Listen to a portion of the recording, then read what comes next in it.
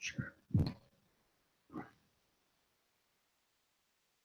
Thank you, Daddy, for another wonderful time that we can be a part of to learn your words and your ways. And we just thank you right now for the Holy Spirit's presence. And we ask that you open our ears wider, open our hearts that we may know all that you have for us. In Jesus' name, amen. Boy, I had a doozy of a dream last night. So if you guys want to help me interpret my dream, because I can never interpret my own dreams. Should I start with that? Do you guys want to help me?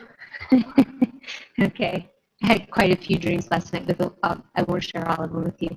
The one that seemed to be the most significant, I dreamed that Lane and I were in a building that was under renovation. It was a larger building. It wasn't a house. And we were in a hallway, and it had a lot of, it looked like it had been drywalled and patched a bit.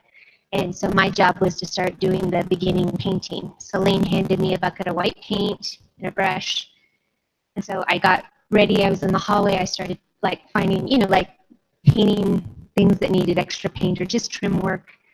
And I went, and there was a bit of the hall. There were a bunch of ladders and junk. And I was digging through the ladders.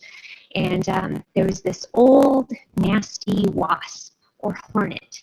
It was covered in dust. It was really old, like it had been there for a really long time. And I'm sitting there looking at this little hornet, and he's very territorial, and he's coming at me. And hornets are bad for me because I'm allergic to them. If I get bitten, I swell and I end up with a soft tissue infection, and I have problems for weeks. So I really dislike hornets. And so he was kind of flying around, and I heard this voice say, "Old Crusty." And I guess that was the name of the hornet, Old Crusty. And then suddenly I saw this flashback to this old-time news reporter, maybe in the 70s. And the building we were in used to be like a gas station. And the reporter was saying, Old Crusty has been around, forever. And he's been around generation after generation. And everybody knows Old Crusty. I was like, okay. So I pull out my wasp spray, and I spray Old Crusty because I don't care how long he's been around. I don't want him stinging me. And Old Crusty starts to kind of die, and suddenly these new, bigger, brighter colored, more like yellow jackets come in, and two of them come, and each of them get on either side of Old Crusty, and they kind of hold him up. And so the three of them are kind of doing this, and I'm like, well, that's no good. So I spray him again, and then some more come. Pretty soon there's 5 of them, this big clump, and I'm like, I'm going to spray you again. So I spray him again because I am not messing with these hornets. And then I woke up. So that was the dream. So anybody want to take a jab at it? Anyone? Feeling brave? I think of hornets as always being a demonic coming against you. You're obviously winning because you have the spray. It seems like a territorial or ancestral kind of thing, maybe like a principality kind of thing that's been there a long time. He has other helpers that are coming because, he's in charge, but yet you're taking him out. And so it seems like an encouraging dream to me because you're spraying him. It's not like he bit you, and he didn't even get very close. But I don't have much. It was just that's just straight up. I think that's just kind of, it's known that hornets, when they come after you, it's demonic attack, but it seems like you got the upper hand, so that's good. Oh, no. Okay, so you and Lane are assigned to start a new life with your own family. And, in Isaiah 58, you shall be called a repairer of the walls of the city, of the streets to dwell in. You've been given a task by the Lord. So it's not like you get a brand new beginning. You're taking things and rebuilding ancient landmarks, and you got the victory. The things that have been the generations a long time. You've been given the power and the authority, the dominion over it, and it's not going to harm you. It's not going to harm you. I'm going to give you just my first impression. Whenever I think of you, I always see you with container salt. Salt. Remember when we're told you to take the salt and cleanse the land? Well, that's what the white walls speak of to me. And the hornets remind me of old teaching. Remember, dreams have layers, and each of us gets pieces. It's not like there's right or wrong. Well, you said it was in the house, right? A building. That I think the Divinity Code defines that as either a mission or a ministry. And the fact that it was a gas station, it's where people get filled up. Now that's what struck me. So with the Hornets, I feel like the one that's all dusty is like an old memory, and then the new ones are like ones that trying to get you back to remembering that old memory. And the spray is actually like deleting like all those thoughts.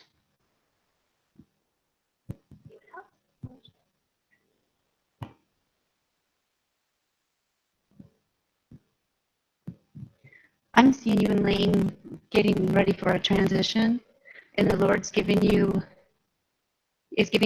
a place. This place has a lot of curses that have been placed on it, generational curses that are not yours, but it belongs to this place. And when you move into that transition, you're going to have all the tools, you're going to have all of the authority with the spray to wipe all the curses away, and you're preparing this place for a place of ministry.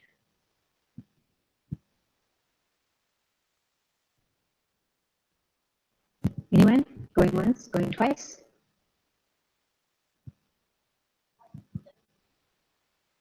I just see the white as cleansing. You're cleansing and creating new. It's perfect. White does stand for cleansing. That's perfect. Very well done, guys. See, you don't need me to teach you. You got this down. Everyone else, when everyone else is talking here, I had a sense that you guys, Lane's doing this class, and now you're helping out, and maybe it's something to do with this, like you're empowering, bringing up the prophetic, and I don't know, that's on my mind. Yeah, I thought of that too because I was doing the painting at Lane's direction. It wasn't my idea. Lane said, hey, here's what I want you to do. So that's a good point. Yeah. And he was working on another room while I was working in the hallway. So that's good. Yeah. So we'll see how that plays out. But well done, guys.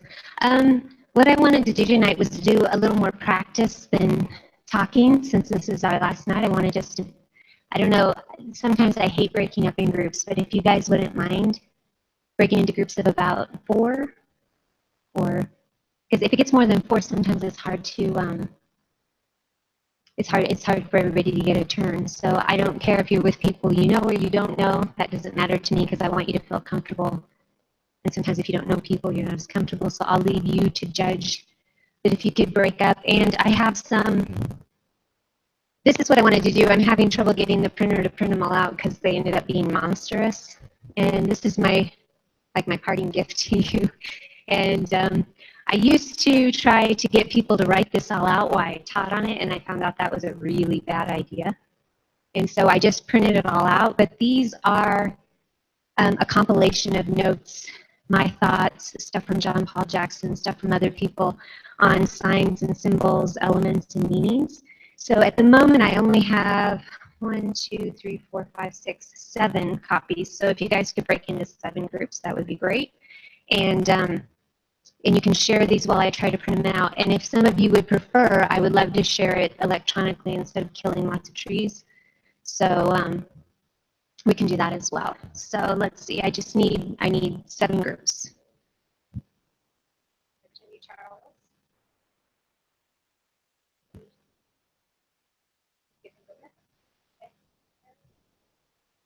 Group.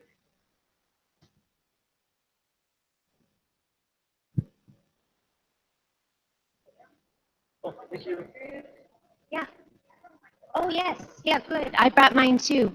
I don't know if we're allowed to make copies if Yeah, because they sell those for money, so I wouldn't feel right about it, but I wanted to bring them so people could see what they could order online.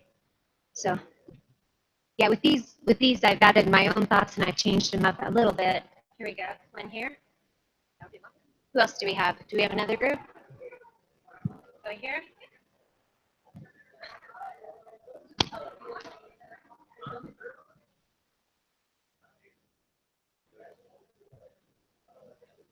Does every group have one of these?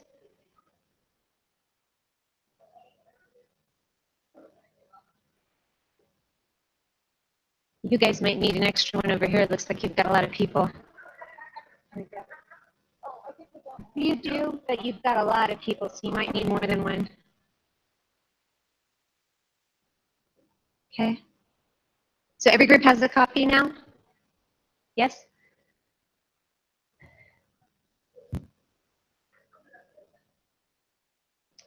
I'll give you guys an extra one. And as they come out of the printer, I'll keep dispersing them.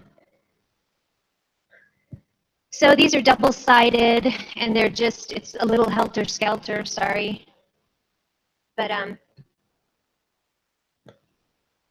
you can see on the back of the title page, we've got some colors, positive and negative, and then there's just different categories.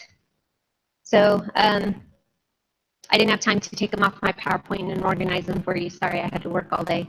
So this is best I could do. I hope it still works for you. So there's a lot of different parts in here. So what I wanted to start with was I'm going to read you guys a dream. And you don't have to do it as a group at first. I want you to try to interpret it on your own. And then I want you guys to talk with each other, share your interpretations with each other, and bounce off of each other. But I want you to try it on your own at first and just see how well you do. And you can use this as a reference to help if you get stuck on some symbols or colors and I know you guys have the cards. I think I have another set of cards that I brought as well.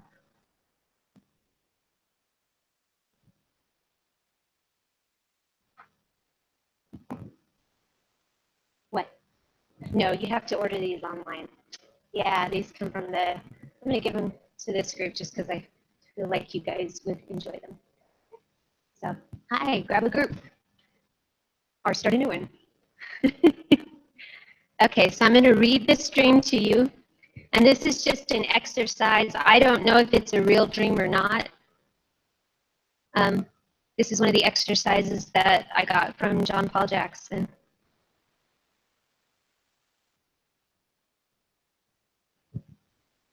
Okay, and so the first thing I want you to do is come up with a title for the dream. I want you to listen to it, come up with a title for it. What would you title this dream? And I want you to try to find the main focus. And then if there are any sub-focuses, just try to do it. And if you're not a person who likes to be analytical about it, then just throw that out and do your thing. But if you need a little direction, some people need a little more direction, then title the dream, come up with the focus of the dream, the sub-focus, and then see if you can interpret it. Okay? And first, I'm going to read it to you that you can answer if you need help. If you don't, like I said, tune me out and do your thing. Okay? So here's the dream.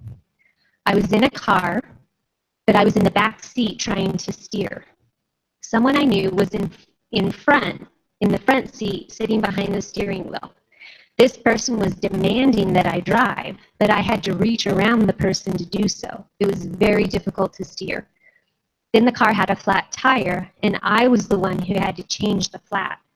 When I got out of the car to do so, I noticed all the other tires were very low. I wondered why the owner of the car had been so neglectful. Okay, so first question is, what would you title the dream?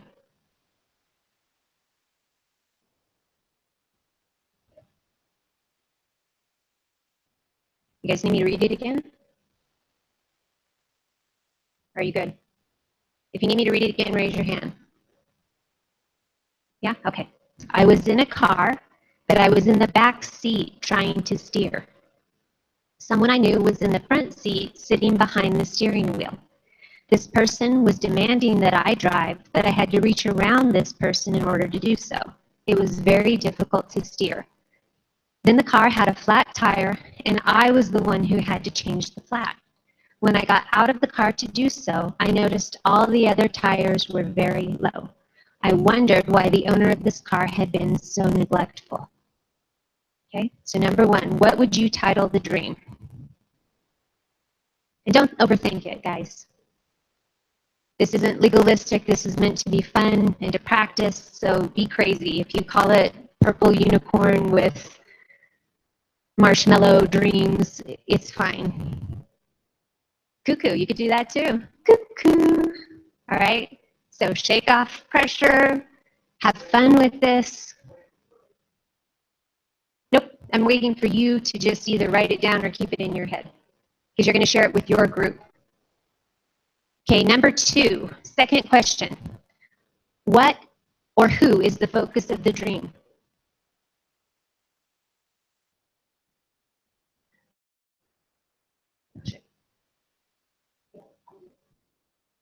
That's in the title. Maybe more than elements and meanings. It's this one. Okay, number two was what or who is the focus of the dream? What is the focus? Is the dreamer the focus? Is somebody else the focus? Is a thing the focus? What is the focus? And then what are the sub-focuses of the dream? Secondary pieces. So we title it. We figure out what the focus is. Are there any sub-focuses? Yes. I was in a car, but I was in the back seat trying to steer. Yep. Someone I knew was in the front seat sitting behind the steering wheel. This person was demanding that I drive, but I had to reach around the person to do so. It was very difficult to steer. Then the car had a flat tire, and I was the one who had to change the flat.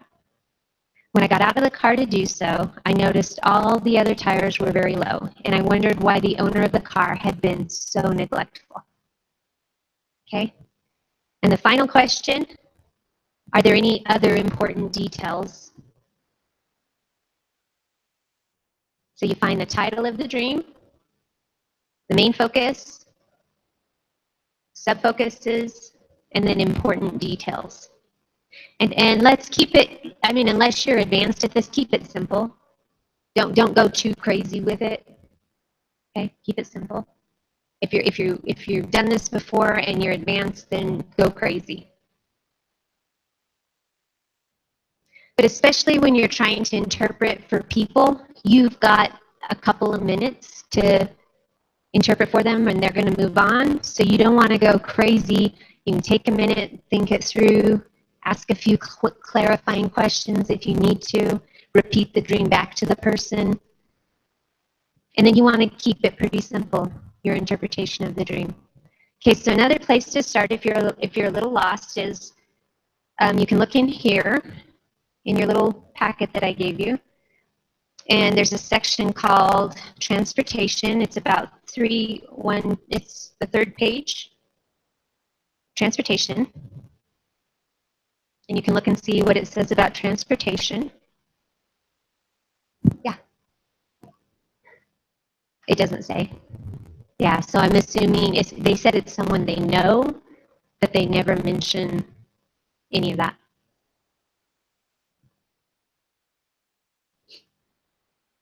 Think about whether or not this has a positive or negative connotation, because that will help you figure out the symbolism.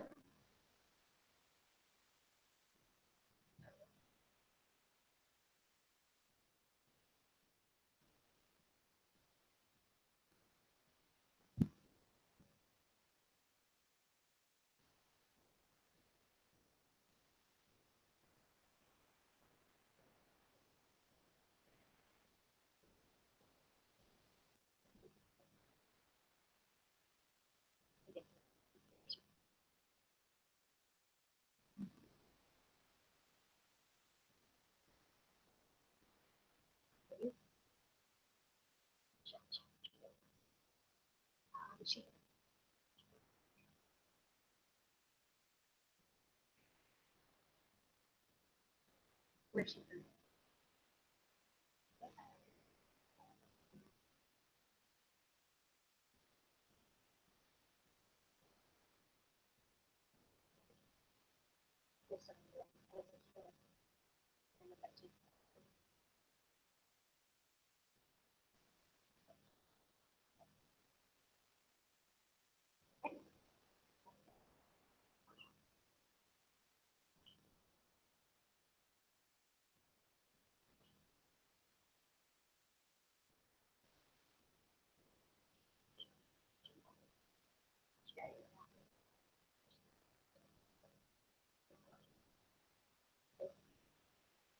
That's pretty cool.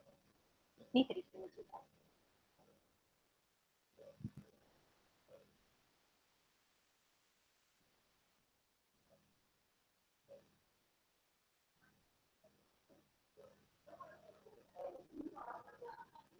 Hey, Dom, could you pull up the interpretive process?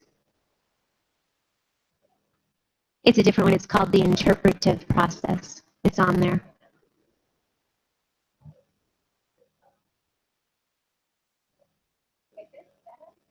How's everyone doing? Are you guys ready? Or you want some more time?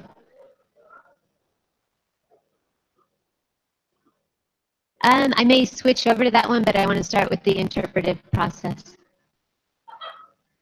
I'm going with the flow, man.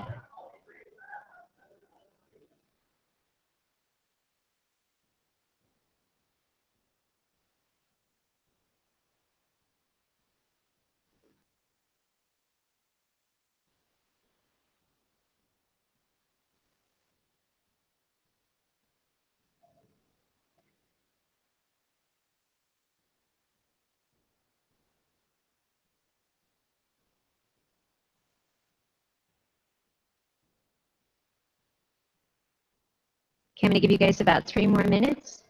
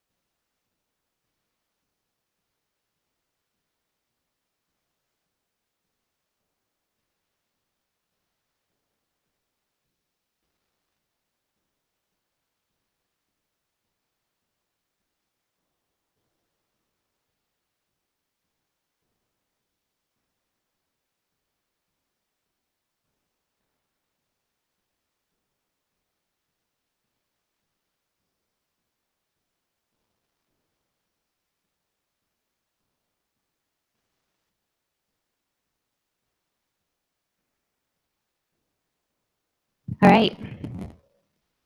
So I want a few people to share what they would title the dream. So who haven't I heard from yet tonight? Hold on.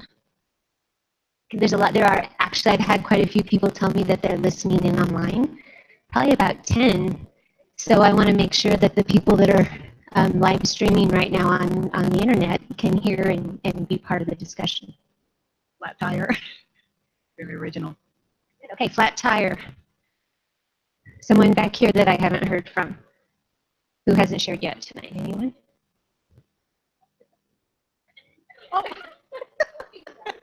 We just went with backseat driver. I like it. Backseat driver, flat tire. Okay, someone from this group that hasn't shared yet? I just called it the car trip. Car trip? Okay.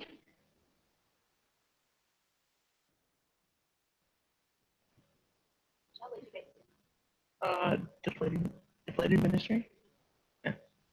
Deflated ministry. Okay, got it. You guys have a consensus over here?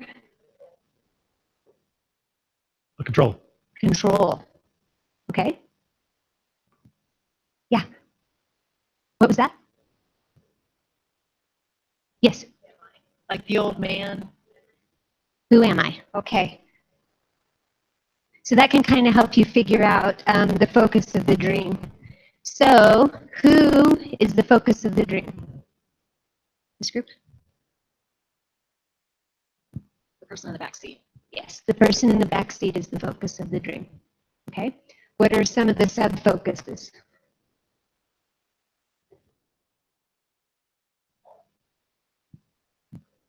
Car represents a ministry, as John says, or a business that is in trouble.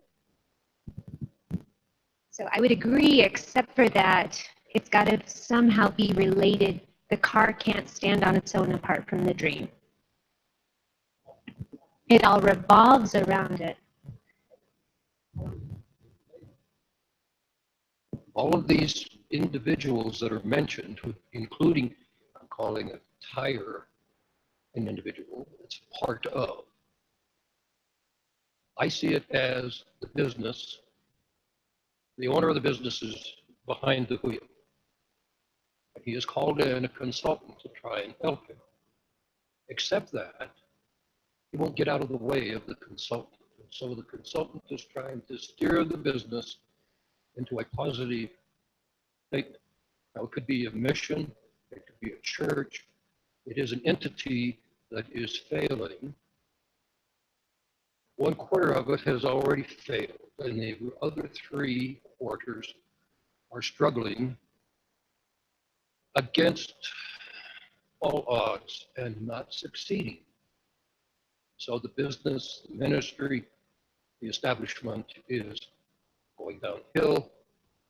And in spite of what the consultant is trying to do, its hands are tied too much, and it's not able to resuscitate it. That's very good. So you could go that route and make the car the focus, except that if you're interpreting the dream for somebody, you would probably say that the dreamer was the focus, because the dreamer was the person having the dream. The main point of it was that a ministry or a vocation or a business was in trouble.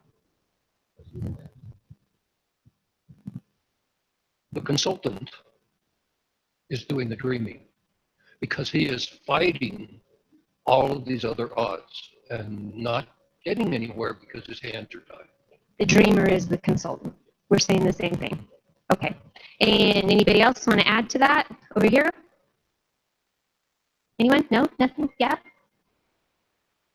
Got Taylor back here in the back. So what we felt it meant was the backseat driver, because he's sitting in the back seat, but the person who isn't driving is still in the position of authority of the front seat. The person in the back seat is being put in a position of authority, but not fully getting the authority handed over to them. And the car, like we said, represents like a ministry or a business. So we feel like there's supposed to be some transitions with authority and giving people promotions, but the person currently in authority isn't having an easy time passing it over.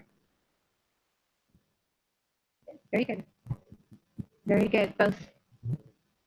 And also it would depend too on the person you were interpreting it for. You know, you might ask a question like, are you in a ministry? What is your job? You don't want to ask too many questions because you also don't want to ruin the interpretation, but it might be good to say, hey, you know, this, I would probably go about it, you know, hey, that's a great dream. You know, cars can mean vocation or ministry or job.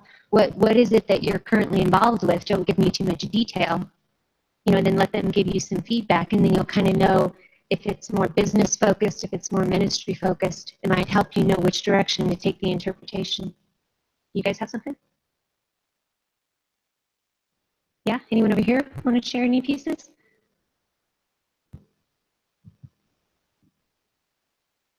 I believe it's a very encouraging dream.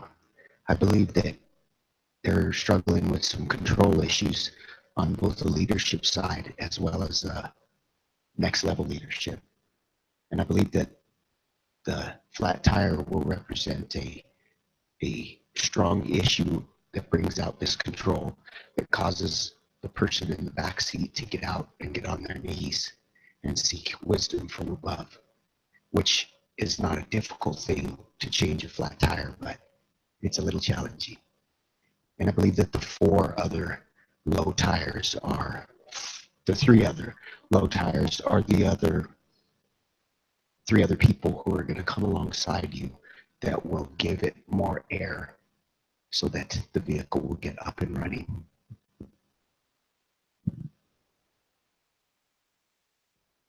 That's really good. And if you take that picture a little further, the guy's got to get down on his knees to change the tire. He's got to humble himself. So even though it's the person in the front seat who seems to have the control issues, the back seat driver's also got to humble themselves and serve. So interesting, the different takes.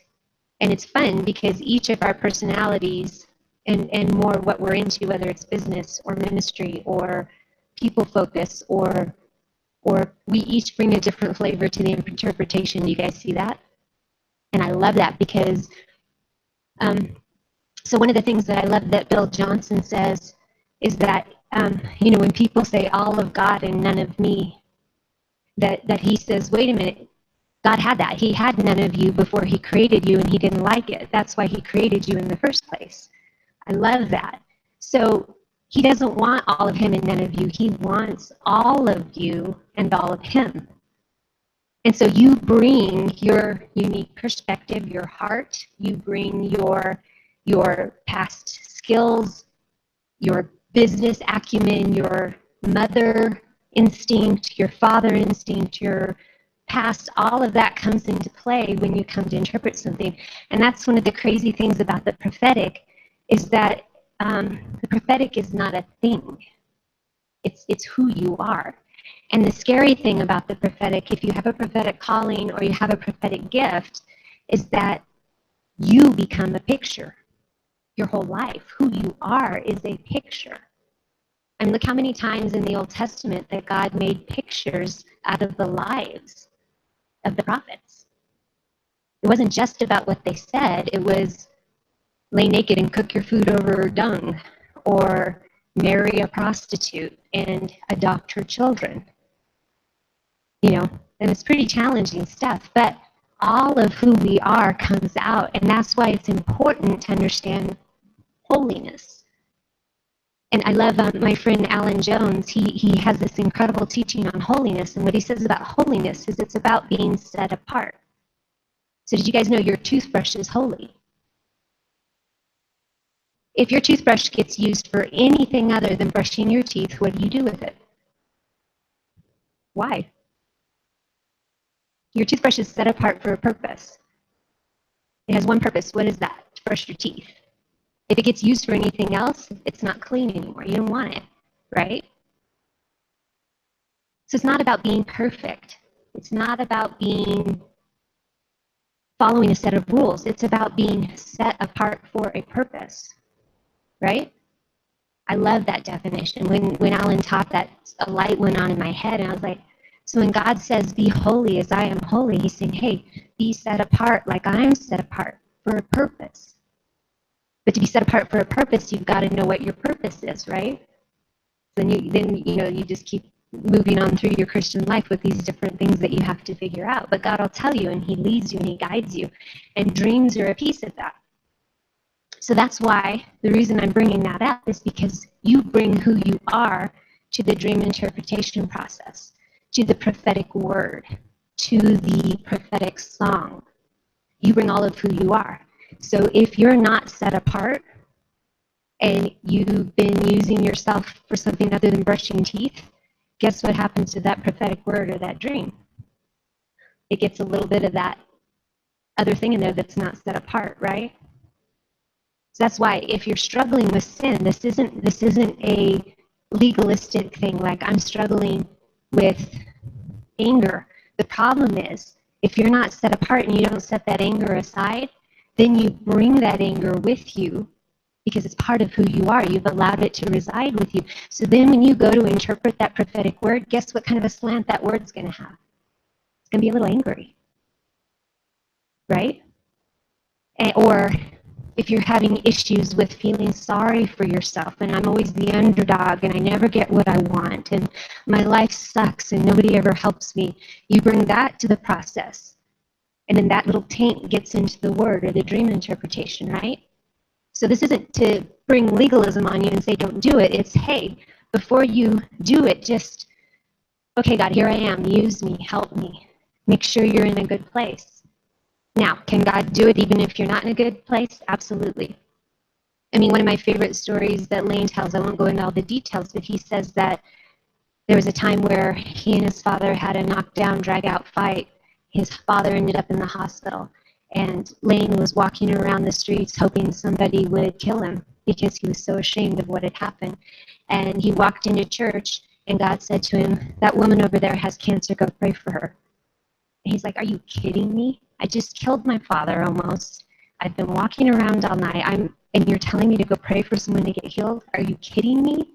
So he said he walked over to the woman and said, get healed, with an attitude because he was mad at God. And the woman fell over and was healed of cancer. So, truth and tension, right? On one hand, you want to be as set apart as you can be so you're not tainting the process. On the other hand, it's all him anyway. He can do what he wants, regardless of what state you're in. So just take those truths in tension and find your space there. Okay, so did you guys find this difficult? Did anyone find it hard? Did anyone find it easy? Was it fun? Yeah, you want to do another one? You guys in the mood to do some more? Yeah? Okay. All right. Let's see, you've got it up, interpretive process. So let's skip to slide number 6, Dom, if you don't mind.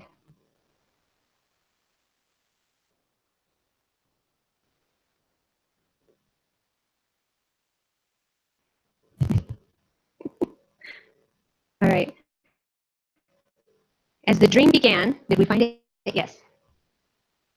At the edge of a very high cliff. I knew with certainty that I had a decision to make.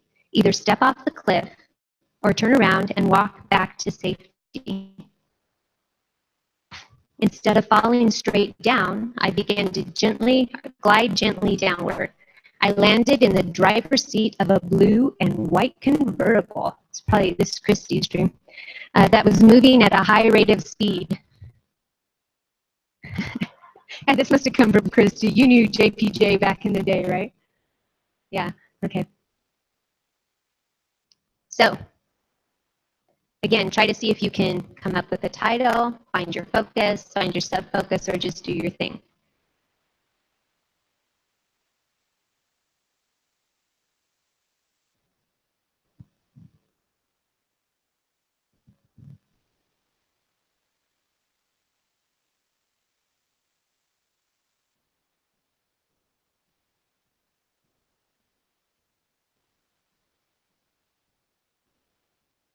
So we'll take a break in about 15 minutes. Give me another 15 minutes, and then we'll take a bio break.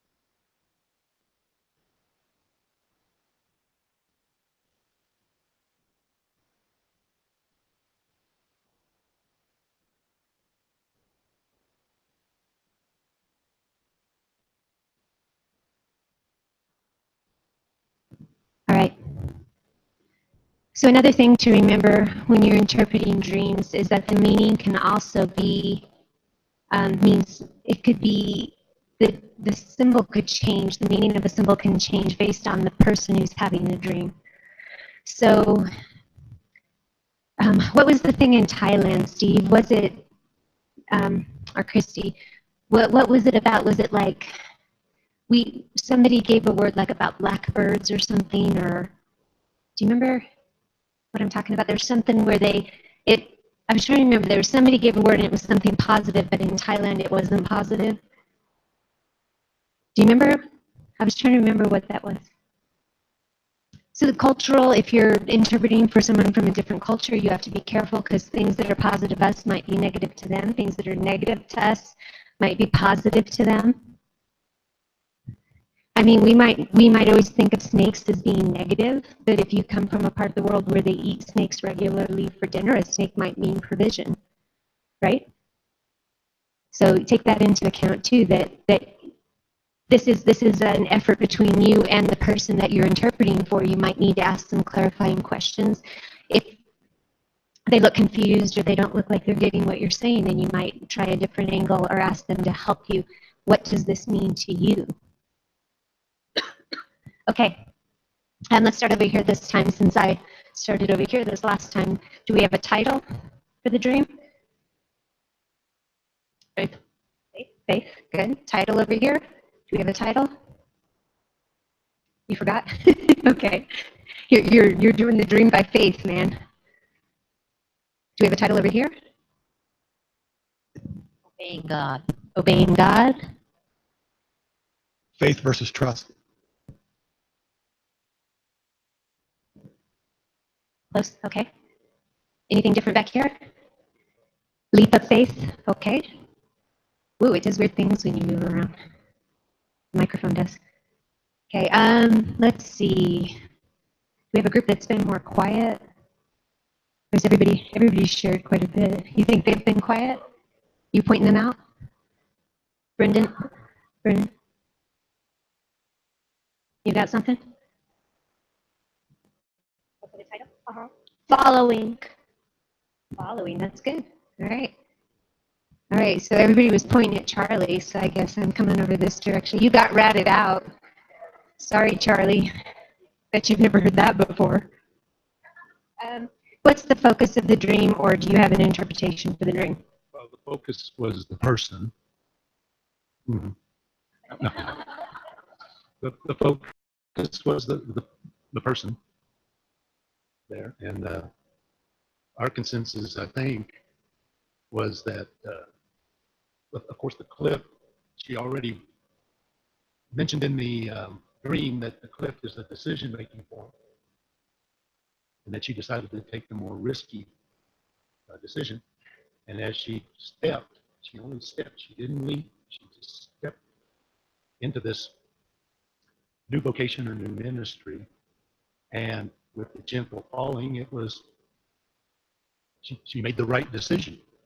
She made a right decision. And when she fell into the blue and white automobile, was falling into her ministry or into her new job, it took off really fast. And it was right in line with what the Spirit of God wanted her to do. That's the white and the blue. Charlie stepped off the cliff. Does anybody want to add some clarifying details or something else? Yeah. I kind of caught everyone's, we were kind of chatting and I was writing and I heard some of their stuff. But I mean, for me, I've said it before, but faith versus trust, meaning, faith is like jumping off the cliff with the parachute on. Trust is jumping off without the parachute, knowing that God's going to catch you. I believe it was a trust moment. Like there was a decision made, but they had to act differently than maybe, faith says, okay, I'll take the trail around to the right and I'll get down to the bottom still of the cliff, down into the valley or wherever that ends, right? But I'll go the safe way, rather than fully trusting and just stepping off. I did notice, I mean, you mentioned the car taking off.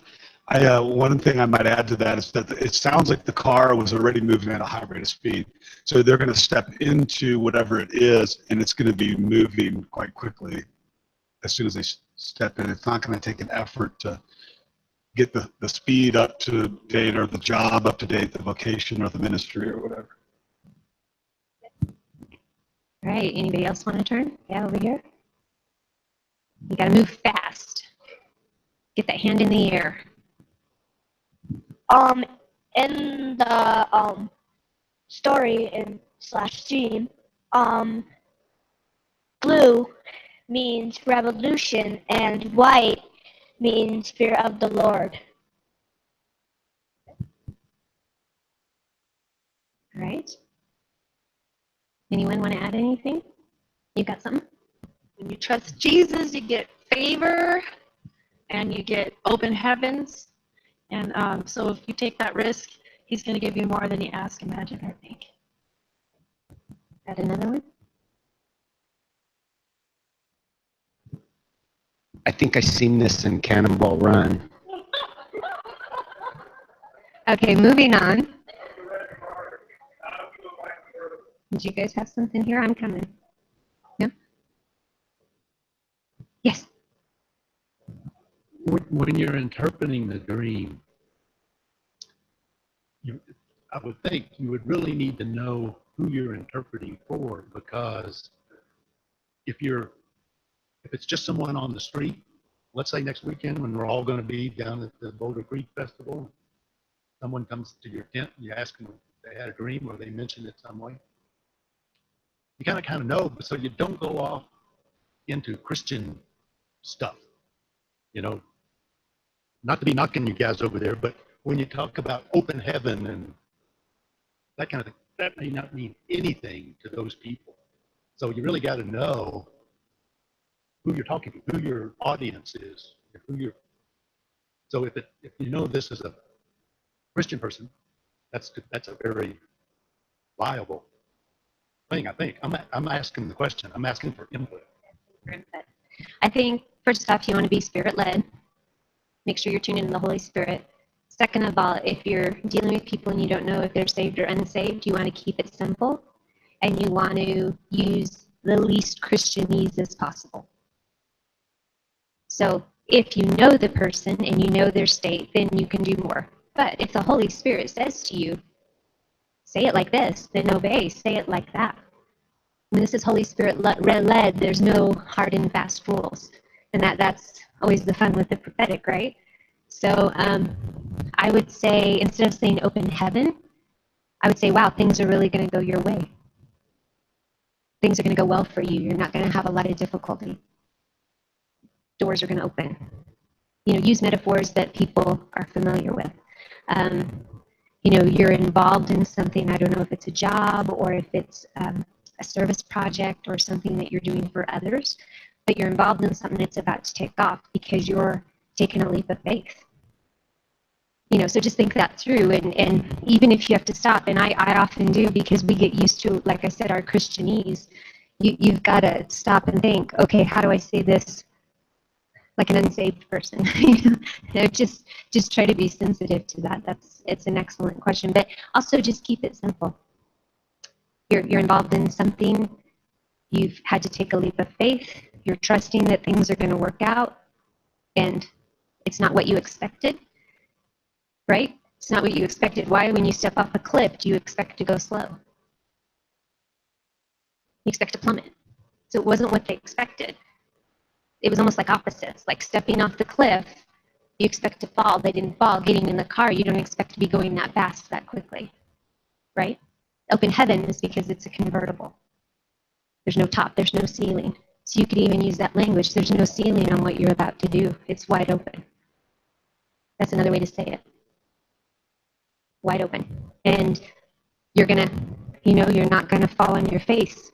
You're going to land in something that's really great, and it's going to take off. Does that help? Yeah? Okay, did anybody else want to add?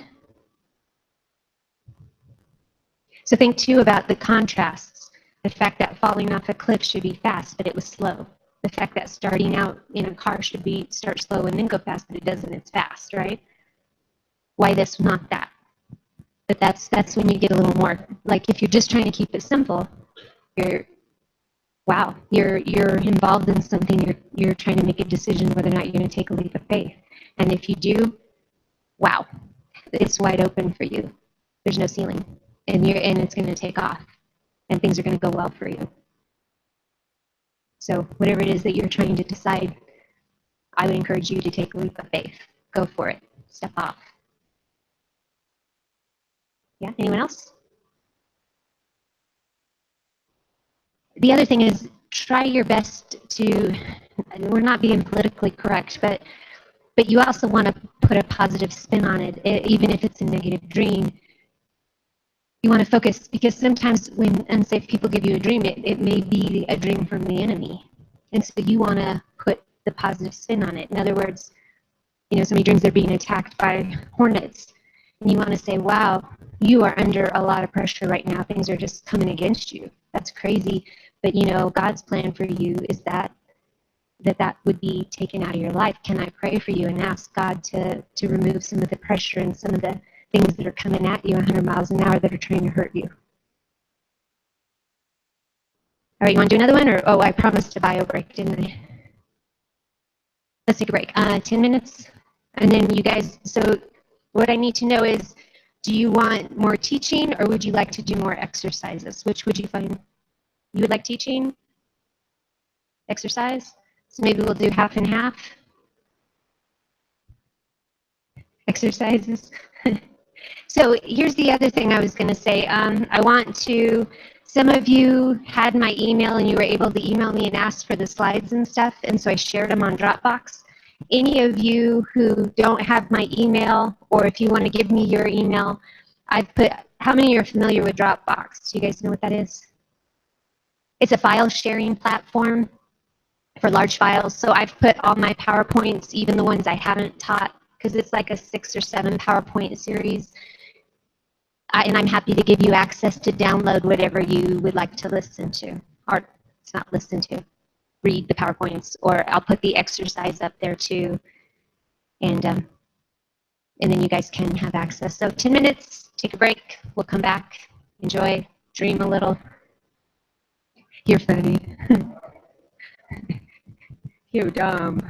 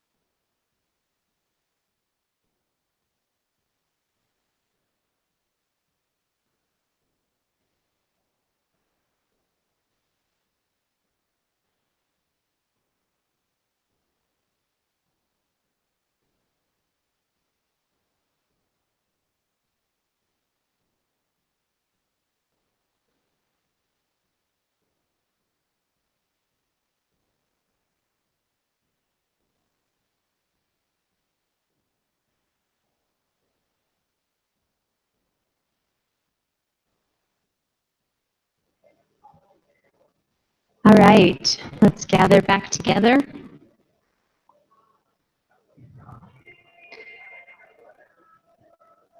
Dom, are you up there?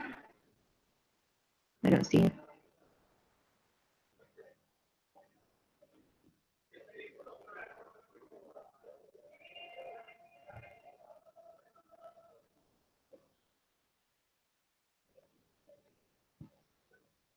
To shine on me. It's a good song. All right, dreamers.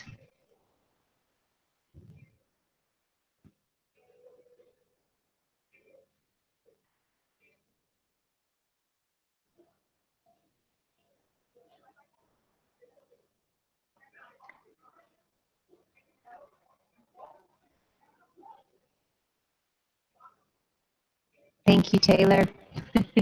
Just taking care of me. All right, so just to walk you guys through this a little bit so that those of you who are a little more analytical and less off the cuff might enjoy this a little more, I'll take you through, let's see. So we were on slide number 6. If you could change me to slide number 7. Slide number 7. And this is how they taught the class when I took it, how they would go about interpreting the dream. This is a little more structured. Some people prefer structure. And these were the different elements of the dream: the cliff edge, the dreamer themselves, the convertible car, blue and white, gliding, car already moving, driver's seat, speed. And I think we pretty much hit all of those. We did good. When you guys say, yeah, yes, we did good. I was proud of you guys. That was great. And then move on to number 8 for me. And here is what they taught us in class would be like the way their method for kind of mapping this out. So they said that the dreamer, the person, was the focus of the dream. The cliff was a sub-focus, the car sub-focus, and the details were the blue and white, the gliding, the car moving fast. And they said the driver's seat was a detail, could be a possible sub-focus. And none of us, I don't think too many of us focused much on it being the driver's seat. And speed was another detail.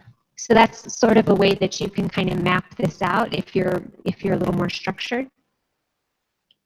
Move on to number 9 for me.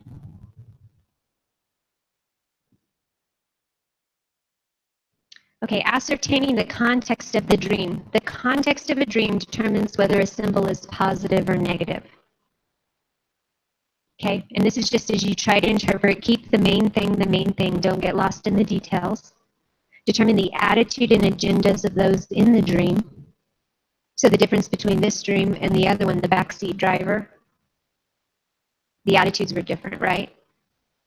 The feel of the dream was different. Recognize what God is presently dealing with in your life and note the goals that God has given you as you interpret this. So, be sure you kind of do a self-evaluation and know where you're at so you don't put your issues off on the person when you're going to interpret their dream. Okay, let's move on to number 10. The importance of color. Dreams in color, and this is John Paul Jackson. There are some people who actually have like never dreamed in color, so if that's you, please don't take this wrong, okay? Dreams in color are often from God, and black and white or muted color dreams may be from the enemy, or you may be seeing something of the current state or the enemy's plans. And the color of a symbol in the dream can reveal its meaning or purpose. Determine the tone of the dream. Did it produce fear, hopelessness, uneasiness, peace, anticipation? Was the atmosphere of the dream harsh, ominous, exciting, lighthearted, or neutral? All those are important. You may not get this much time when you're with somebody on the street, but if you're working with your friends or your family and you're trying to work through a dream, you can go into a little more detail. Let's go on to number 11. Patience and dream interpretation. We will not be able to interpret every dream we have or that another person brings to us. we may have to hold some of our own dreams for years before God grants the meaning.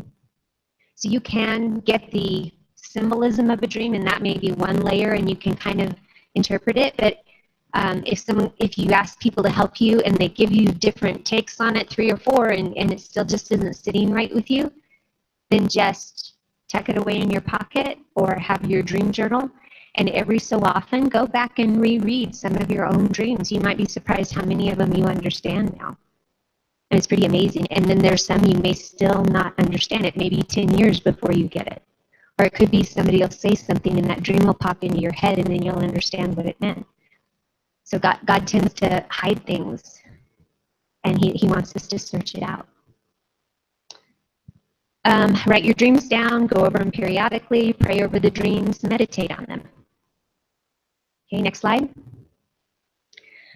Finding the theme or the plot of the dream, write down the main facts. Note the object or thoughts that occur most often, or what objects or thought remains with you when the dream ends. So you know how certain parts of the dream stick out more than others after you wake up? The parts that really stuck to you. And like with my dream, I kept hearing old crusty. I still don't know what that means. At some point I'll figure it out, or God will tell me, or I'll see something. But why was it important that the hornet had a name? I have no idea. Kind of weird. Old crusty. Consider natural order. For example, when a house is built, walls are put up into place before the windows. So if things are not going on in the natural order, that could be a key to the meaning of the dream. What questions still linger with you about the dream? And what are the most arresting or standout images in the dream? Okay, next slide. Do you have an immediate sense of the meaning? Do you like or dislike the people in the dream? Do any of the people symbolize something to you? Is your feeling toward the people in the dream biblical? What do you need to remember most about the dream? And I always like this. And all of this stuff can apply to pictures you see, visions you have. Remember, this isn't just for dreams. But what certain things in the dream are exaggerated?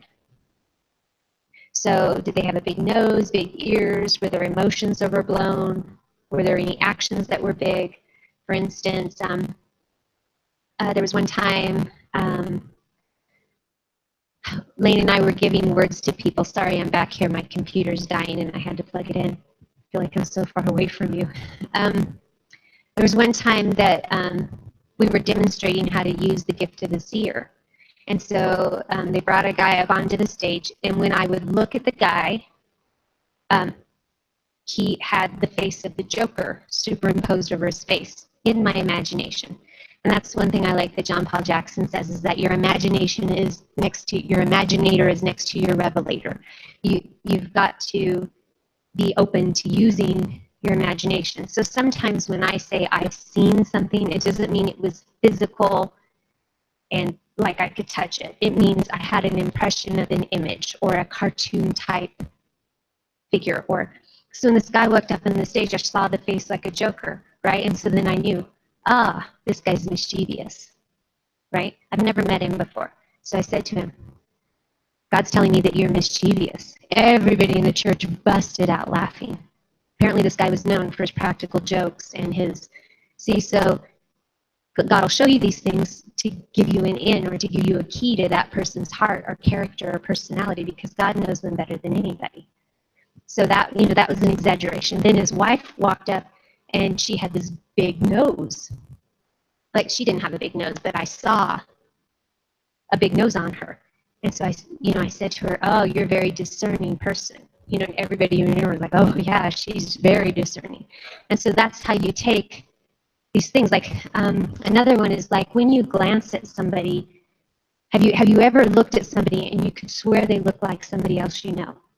And then you look back at them and you go, wait a minute, they look nothing like that person. Why did I think that? Does that happen to you? Yeah, do you guys know what that means? That's God giving you insight into that person. So if I were to see somebody and I thought, wow, they look just like my brother, I would know they're hardworking. They love to laugh. They love their family. They're a good father. You see, so sometimes if you're willing to take that leap of faith, you can use that and go, ah, so this person, or if it's a person who you know has a lot of issues, like you look at somebody and it's somebody that you're like, oh, I would avoid that person at all costs. Now, God doesn't give us discernment so that we can avoid people. So you're not allowed to use your discernment as a weapon. Because I've been guilty of that. Like, wow, that person has issues, I'm going this way. That's not God's heart. Right? If God's showing it to you, he's showing it to you for a reason. All right, I'm getting off on a rabbit trail, aren't I? I can feel it. Reel myself back in. All right. Is this helping? Are you guys enjoying this? Should we keep going? And then we'll try another exercise. How much? Oh, are we running out of time? What time are we done? 8:30. So we have a little more time. We'll cover a few more slides. I always think it's good to intersperse the exercises with the slides because they mean more to you when you've tried it, right? When you're trying to interpret. All right, let's go on to the next slide. Dreams are like caricatures. Hey, it's amazing how well I'm able to like prophetically speak out my own slides that I've made. Aspects can be amplified to get your attention. So if the person in your dream has a large nose and you just can't look away from it, God's letting you know this person is discerning. They are able to sniff things out. Right? So think about when you're trying to figure out what the symbol is, think about things you know or things that you've heard said. You know, they've got a good sniffer. They can smell danger. Right? Is there anything that's an exaggeration? Okay? And then again, title the dream. When interpreting for someone, walk through the dream with a dreamer. And I really love this that John Paul Jackson teaches is he said he puts himself in the dream inside his head. And as the person is describing the dream, he imagines it in his imagination so that he's experiencing it with them. And he said he feels like that gives him a better grip on the dream. So I've tried that. So don't be afraid to let your imagination get in on it. So there is one thing that I needed to clarify. So after I told you guys all to go and download John Paul Jackson's teaching, there was one thing I wanted to clarify, and it's just an area where I don't completely agree with him. And Charlie and I were talking about it before service, just that he tends to teach that there's a difference between the spiritual and the soul and the body, and I'm good with all that. You know, we're made up of body, soul, and spirit, and he defines the soul as the mind, the will, and the emotions. But an area where you'll have to research this and figure it out for yourself, but I can tell you what I believe, and that's he says that you can have a spiritual interpretation or you can have a soulish interpretation. And some of his teaching borders on leaning towards Gnosticism, which is the spirit is good, the body and the soul are evil. And I don't believe that. I don't believe that's what Scripture teaches. And I think if you really talked with him, if you were still able to, and you know, if you were able to describe it, I'm not sure that's what he believed either. But sometimes his teaching could be taken that way, that a soulish interpretation. And the word, you know, we've talked about the word for salvation being sozo, which is the whole being. When we're redeemed, we're all of us is redeemed. It's not just our spirit. Our mind, our will, our emotions, and our actual body are redeemed as well. And so I believe that we bring all of who we are to the interpretive process. So I get what he's saying, but just be careful when you're listening that you don't elevate the spiritual part of you above the rest of you. We're a whole being. We don't break ourselves into pieces. Does that work? Okay. The other thing is that I don't think that only Christians can interpret dreams correctly. I mean, Scripture said that when Gideon snuck up on the camp and listened to the interpretation the guy gave, that's what gave him courage. And that guy was obviously not on God's side, right? So that guy was able to give a correct interpretation. So I do believe that you don't have to be saved to hear from God, to get words from God. I mean, God spoke through animals and donkeys, and right? So God will use whatever he wants to use. So I don't think that we need to be scared of letting people speak to us or speak to us. I think That's part of the whole process of salvation. But I do believe that there's people who are unsaved that have a gift for interpreting dreams. Again, if they're not eating from the tree of life, then the way they interpret the dream is going to be more about the knowledge of good and evil, right? So you just have to take that into account when you're speaking with someone if they're and you're talking through something like that with them. But don't be afraid. And don't be afraid that you bring all of who you are to the process when you give a word or when you interpret a dream. All right, enough said. Let's see, are we on 15? Release goals for interpretation and your judgment, or judgment. One way to miss the interpretation is to set goals on how the process will evolve or express itself. In other words, you got to go with the flow when you're moving with the Spirit.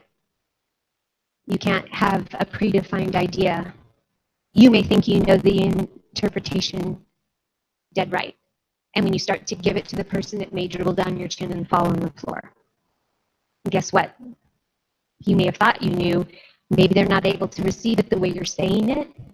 Maybe you need to pull them in on the process a little more. But don't be too harsh or too set in your ways when you're going to do this. Let go of any ego-feeding needs, such as performance. If you're doing this to be good at it, because you want to be known as the dream interpreter, then it's probably a good idea to take a step back and maybe let somebody else interpret the dream.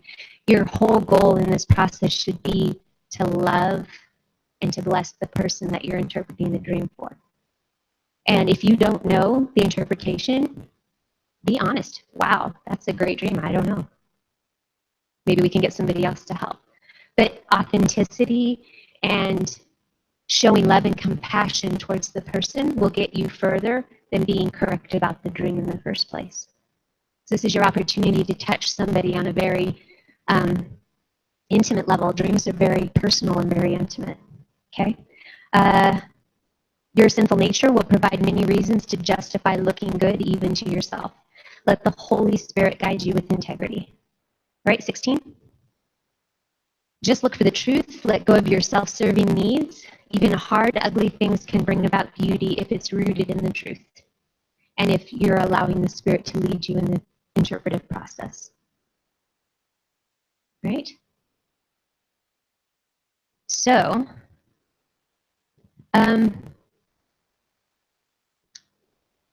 I think let's branch out a little bit instead of doing exercises, and let's see if a person in each group would be willing to share a dream with their group and let their group interpret it. Are you guys up for that? Let's take a little risk. Okay.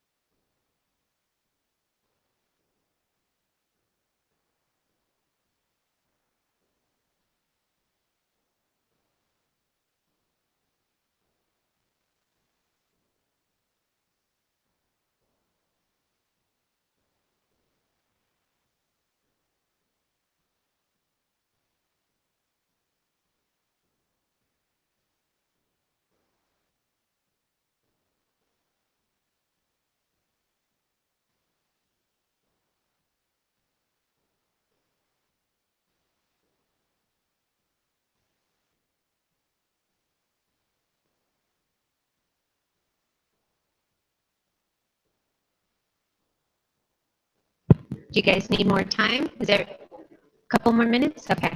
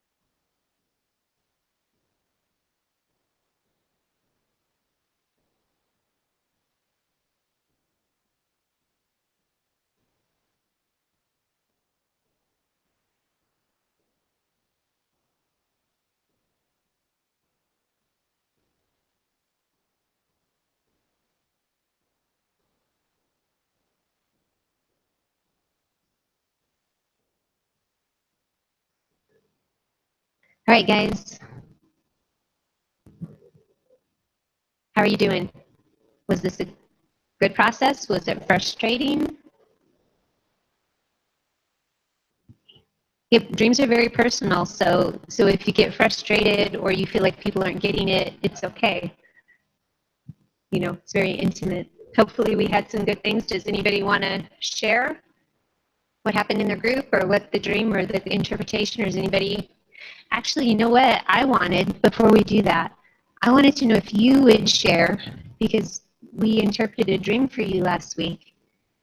Are you open to sharing or talking about, did it have any impact? Did it mean anything? Would you be willing to share? Okay, tell me your name again. Connie. So it was a recurring dream I had as a child of Woody the woodpecker being strangled in power lines, basically the gist of it. And it was always very terrifying for me. And there were a few people that gave interpretations. And I had actually just, like a week before that, had done a prayer session with Kim through the Transformation Center, that some stuff got revealed from childhood and that I didn't even recognize or realize. And so I think when Wes was talking about it being a loss of innocence in childhood innocence and how it's supposed to be carefree and, you know, funny, fun, and all those things, and how it was taken away, that really resonated with me. And it actually was a confirmation of some of the things that happened in the first mission. Yeah. So therefore I signed up for another one. That's great. Thank you for sharing. I value that. That's incredible to know. See how powerful dreams and dream interpretation can be. Yeah. All right. You guys had, who wants to be the speaker for the group over here? Charlie? They pointed at you. Tracy? Charlie pointed. Charlie started talking. Why choose one?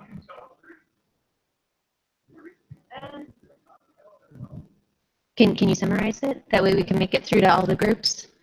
And if we start to go over and it's 8:30 and you need to go, I will not be offended. Thank you guys for, I'll say goodbye now in case we go over, but thank you for letting me work through these notes with you, and Lord bless you and let you interpret the dreams well, impact people, impact your own life.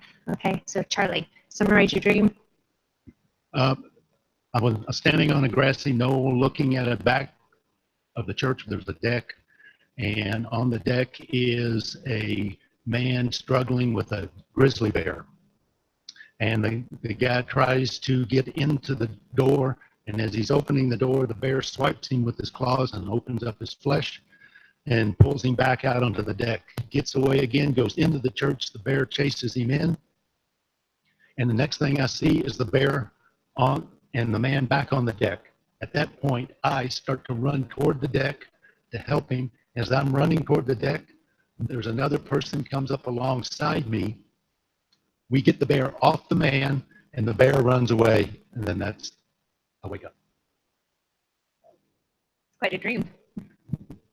Yeah, that's an intense one. So the deck is our past, and we believe that all of us kind of agreed in this, but that the man that was struggling with the grizzly bear were a subset of people that were going to be coming to their, I believe, their church or the ministry with a lot of baggage and a lot of their past, because he's standing on the porch and it clearly is the past. But he's struggling to get away, and he's bringing a lot of his junk in, whoever this man is, right? These people that are coming are in the church, and the enemy keeps pulling them back out because of their past. And so as they're back out, I believe there's a strong, strong word in unity as Charlie was running towards the man to help him. I believe that's a plea or a ministry advancement, if you will. But he has someone come alongside of him, which means, I believe, in Scripture, 1 cord is easily broken, 2 not so much, but 3 is very strong. Furthermore, two or more are gathered, right there he is, and there's strength, all of the scripture that goes along with that. But I believe that he said he had no fear at that point, and I believe that there's no fear in the people, the subset of people that are going to be coming to their church. And that's where I'll go next, which I believe that they should prepare accordingly. I believe sometimes God gives us directional dreams, and sometimes we don't see the directional side of it. But I just felt in my spirit, and this is after we were all done talking, I said, you know what? This is what I feel. I sense in my spirit that there's going to be these subset of people that are going to come from outside the church. They're going to bring their baggage, and that God is not warning you, but he's telling you prepare accordingly. I believe there's going to be a deliverance ministry within their ministry, a deliverance ministry within their church. And they're going to come with baggage. They're going to come with things that they're going to need, and that it's not going to be just one person ministering to them, but a team that comes together in unity for this deliverance and the healing and the things that take place there. Yeah. All right. This group back here, do you guys want to share? Whose dream? Whose dream did we interpret? Okay. So I was in a classroom and it was with a bunch of kids, and there's on the right hand side there's a grease board, and there's one kid, he has black frame glasses, and there's two thermometers, and at the bottom of each one is the sum total of numbers. And so I'm supposed to copy this down, but I get distracted and I go over and socialize with these kids over here. So then I come back to my seat and he's erasing it. I'm like, wait. And he's like this, and he puts new numbers up, and then I get out of my seat and I go again to socialize, and I come back, and then he goes like this, and with his arms, and he goes, and I go, no, I promise, I'll write it down this time. He goes, like, too late, and then I woke up.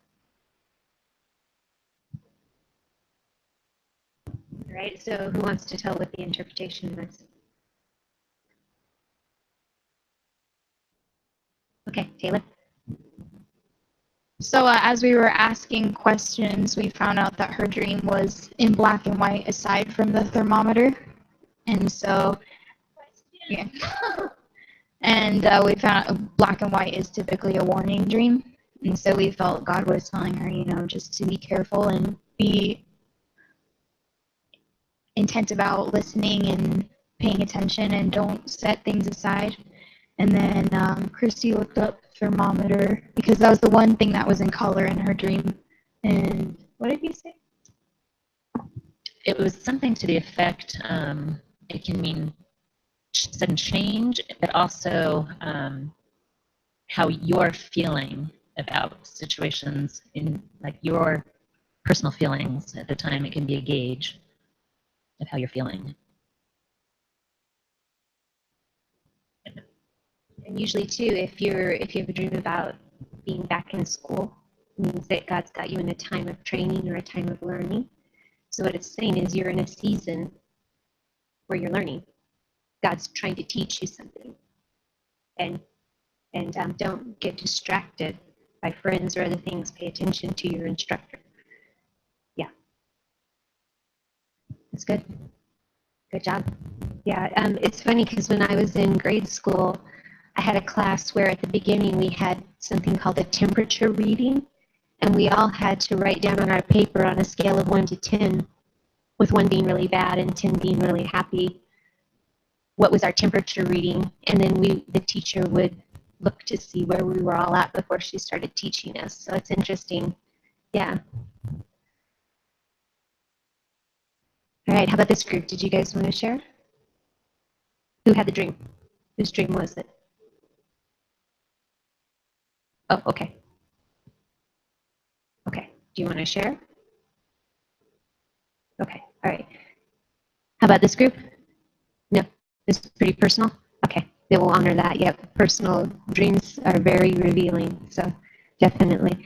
And that's another piece. If when someone interprets a dream, if it brings stuff up, don't be afraid to ask for prayer or to ask people to pray for you, because the Holy Spirit obviously revealed it for a reason, and it's a ministry opportunity. And also, when you're at the Boulder Creek Festival, I mean, I think it's going to be pretty obvious that we're a Christian group, right? We're not trying to be in disguise, are we? So don't be afraid. I mean, if people are approaching us and we're advertising that we're Christians, don't be afraid to pray for people or to ask their permission. Hey, can I pray for you? And when you pray for them, use plain language. Don't get flowery and weird. You know, try to be a normal person. You know, I mean, and you got to think of it. We are people we're citizens of another kingdom. We speak a different language, and that's okay. There's nothing wrong with that. But just remember, when you're talking to people that aren't part of that kingdom, they're not going to get the language. They're not going to get the words. You have to step into their shoes and try to speak to them in their language. A weirdo. That's probably a better way for me to say it. All right. I think that about wraps it up unless anybody would like to continue on with interpreting. Everybody looks pretty tired to me. You guys ready to finish early? Give you 5 minutes of your life back? Yeah? All right, if any... you're welcome, Tracy. You're welcome. Thanks, guys. Thank you. It's definitely a privilege. I do appreciate you listening to me, so thanks. All right, go with God. Jump in your convertibles and go fast.